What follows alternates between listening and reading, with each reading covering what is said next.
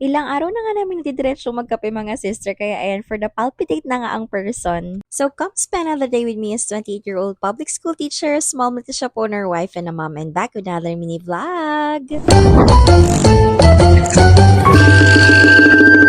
Kahapon nga mga Mima Friday, ayan, syempre may pasok pa rin tayo. Mapapa-thank God it's Friday ka nga talaga mga sis, kasi nga makakapagpahinga nga tayo. And syempre mga Mima, nung hapon nga isinundo nga tayo ni Auntie Ninyo. Nakapag-nap naman nga daw si Auntie Ninyo mga sister, kaso saglit nga lang. Bago nga kami umuwi ng bahay mga sis, ay dumaan muna kami ng Cindy's kasi bibili nga kami ng Spanish bread. Yang Spanish bread mga Mima, isa nga sa mga favorite natin. Pero ayun mga Mi, depende nga sa gumawa, charing. May mga Spanish bread kasi mga sister na nasa unahan lang yung palaman, ganun. Syempre, ayaw natin ng ganun mga Mima. Pero itong Cindy's nga mga sis ay isa nga sa mga favorite natin sa Spanish bread. Medyo this past few weeks mga sister, halos every afternoon, nagkakape nga kami ng asawa ko. Kung hindi nga hot, ay nag-ice coffee nga ako. Pero ayun mga Mi, feeling ko nga naka-heartburn na ako, charing. Kaya iiwas nga tayo sa kape sa mga susunod na araw mga sis. Kasi ayun, baka maasid na naman nga tayo. Kape now, palpitate later, ganon, char. O diba, sino bang may ayaw sa kape mga sis? Sa umaga nga kasi mga Mima, hindi ako nakakapag-coffee. Kasi ayun nga, hindi ako nasanay mag-breakfast sa umaga mga sis. At itong kapatid ko nga dito, nagme-merienda rin mga Mima. Ayan. Nagluto nga siya ng egg dyan. Ayun yung palaman niya mga sister. Pero si Amira, aba, nainggit din. Gusto rin niya ng scrambled egg na may rice at may Mang Tomas. O diba? Rice nga ang merienda ni Auntie Ninyo, charing. After namin mag-merienda mga sis, sabi nga ng asawa ko, ay samahan ko nga raw siya sa likod. Sabi ko nga, isaglit nga lang kasi medyo malamok nga dito mga Mima. Sasamahan ko nga lang siya saglit mga sister kasi may bibida lang yan sa akin, char. Umalis na rin ako after few minutes mga sis kasi inuubos na nga ako ng lamok, charing. And kinagabihan nga mga Mima, fiesta pa nga rin sa amin kasi SK night pa nga. Nag-aya nga itong dalawa kasi bibili nga kami ulit ng puto bombong, o diba? Promises, ang sarap nun mga Mi. Maglalakad nga lang sana talaga kami dyan mga sister kasi nakawala na nga yung mga aso namin. Pero itong si Amira nga mga Mi, ang lakas nga ng trip dahil gusto niya nga daw magbike, o diba? Alas 10 na yan mga sis. Syempre, walang nagawa yung asawa ko mga sister, pinagbigyan niya na nga si Amira dyan. Walking distance nga lang ito mga sister, at ayan, nakarating na nga kami dito sa bilihan ng puto bombong. Diba? Sulit na sulit yung 60 pesos ninyo dyan mga sis. Pero tignan nyo nga tong si Amira mga sister, alas 10 na nga yan, pero grabe, for the energetic pa rin ng person, charing. Uuwi na sana kami yan mga Mima, kaso itong si Amira, for the balot nga daw ang gusto niya, o diba, nag-crave si Aling maliit, charing. Silang dalawa nga lang ang kumain ng balot mga Mima, kasi nga sa puto bombong pa lang mga sister, solve na nga ako, kasi yun lang naman ang cravings ko, charing. Itong asawa ko nga mga sister, napajogging nga ng di oras, char. Dahil medyo mabibilis na ang sasakyan ng mga ganitong oras mga sis, kinakailangan nga sabayan niya rin si Amira. So ayun lang muna for today's video. Thank you for watching. Bye!